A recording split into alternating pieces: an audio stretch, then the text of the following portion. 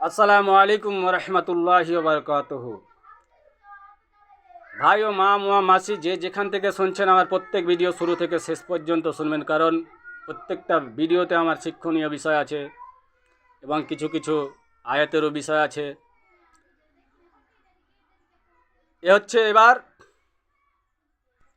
রাজনীতি এবং নীতি এবং বিচার বিচার করতে হবে ওইভাবে আমার নবী যেভাবে করেছেন। এবং আমার নবী সাল্লাল্লাহু আলাইহি সাল্লাম যখন ইন্তিকাল করেছেন তখন বলে গেছেন যে আমার উম্মত আমি যদি ইন্তিকাল যখন করব, তার পরে পরে তোমরা দুটো জিনিসকে আঁকড়ে ধরবে। সেই দুটো জিনিসের নাম হচ্ছে আল্লাহর কোরআন এবং মোহাম্মদ সাল্লাল্লাহু আলাইহি সাল্লামের হাদিস। যার কথা, যার চরিত্র, সেটাই হচ্ছে হাদিস। এই দুটো জিনিসকে আঁকড়ে ধরতে হবে। তবে নেতৃত্ব দিতে নিষেধ নেই, ডাক্তার হন, কোনো পড়াশোনা করেন, নিষেধ নেই। সবচাইতে প্রাধান্য দিতে হবে আপনাকে ইসলাম। কেন ইসলাম ছাড়া কোনো দিন আপনার টিকে থাকবে না, টিকে থাকতেও পারবে না। কিয়ামতের ময়দানে শুধু একটাই ভাষা হবে, ইসলামী ভাষা, সেটা হচ্ছে আরবি ভাষা। আপনাকে কোনো গুজরাটি, মারাঠি, ইংলিশ, হিন্দি এই সমস্ত ভাষাতে কোনো দিন আপনাকে করা হবে না, জিজ্ঞাসা করা হবে না। কবরের থেকে স্টার্টিং হয়ে শুরু হবে কি, মান রব্বুকা মান নবিয়ুকা মান দিনুকা, তোমার রবকে, তোমার রসুলকে, তোমার দিন কি।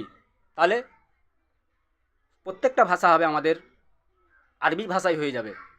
আপনি এখানে হয়তো বাংলা বলছি, তারপরে আর কোনো বাংলা হবে না, হিন্দি হবে না, ইংলিশ হবে না, কোনো হবে না, শুধু আরবি। তাহলে বিচার হতে হবে ওরকম সত্য বিচার, ন্যায়ের বিচার। মিথ্যা কথা চলবে না, মিথ্যা নেতৃত্ব দেওয়া চলবে না, মিথ্যা মুরলগিরি চলবে না, মিথ্যা সর্দারিগিরি চলবে না, মিথ্যা মসজিদের সভাপতি চলবে না, মিথ্যা সেক্রেটারি চলবে না, মিথ্যা ইমামতি চলবে না। সত্য, যে ইমামতি করবে তাকে 5 ওয়াক্ত নামাজ পড়াতে হবে, যে মুয়াজ্জিন করবে 5 ওয়াক্ত আজান দিতে হবে, যে সর্দারি করবে তাকে, যেটা সর্দারির এরিয়া আছে তাকে সেই সর্দারের হুকুম পালন করতে হবে ঠিকভাবে। তাহলে এই সমস্ত কাজগুলো আপনাকে আমরাকেই ঠিক করতে হবে। তাহলে আমরাকে ঠিক করতে হবে।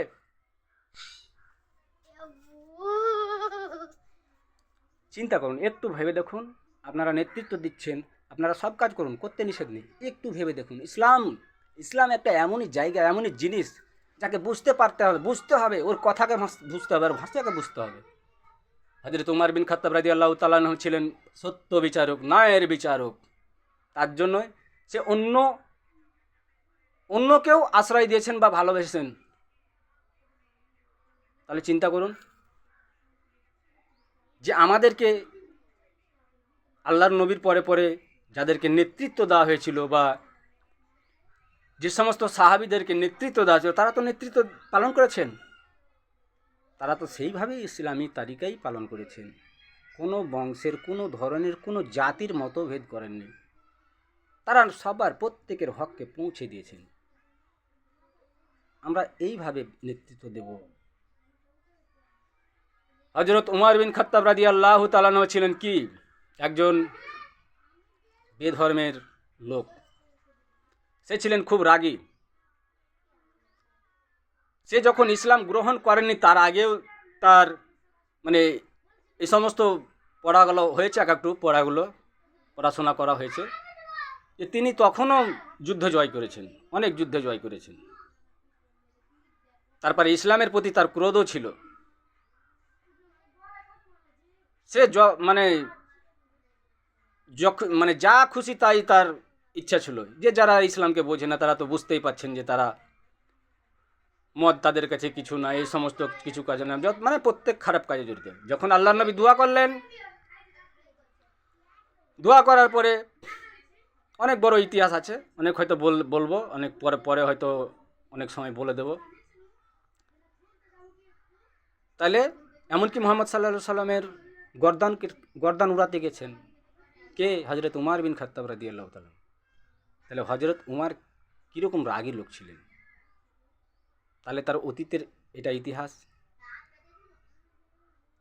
যে ছিল এই সমস্ত নির্যাতনকারী, সে হলো মানে নারীর পাহারাদার, সে হচ্ছেন রাত্রের অন্ধকারের হেফাজতকারী, সে হচ্ছেন মহাবীর, তাকে দেখে শয়তান পর্যন্ত ভয় করত, এমনকি নারীরাও ভয় করতো যে চলে যাও এখান থেকে, কেটে পড়ো। হযরত উমরকে যখন দেখে দিত, হযরত উমর চলে আসছেন। তাহলে অতীতের অনেক মানুষের অতীতের কিছু কথা থাকে, অতীতের কোনো হয়তো দ্রষ্টুটি পাপ পাপ ভাব থাকতে পারে, তা নিয়ে আপনারা কোনো মতভেদ সৃষ্টি করবেন না, কারণ তাকে নিয়ে গবেষণা করবেন না। এই যে আপনি শুনছেন এই সমস্ত কথাগুলো ছড়িয়ে দিন, কোরআনের আয়াত বা কোনো ভালো কথাকে ছড়িয়ে দিন, আপনার লাভ আছে, এইখানেও কল্যাণ আছে, আপনার পরকালেও কল্যাণ আছে। আর আপনি যদি মনে করেন যে আমি গীবত করবো কারো নামে গীবত করাবো, তাহলে আপনি ভেবে নিন যে আপনার এখানেও কষ্ট আছে। হয়তো 2 মিনিট আপনাকে হাসি ঠাট্টা বিদ্রুপ পরের জন্য করতে পারেন, মজা লাগতে পারে, ভালো আনন্দ ফুর্তি লাগতে পারে, কিন্তু আপনার পরকালে কষ্ট আছে।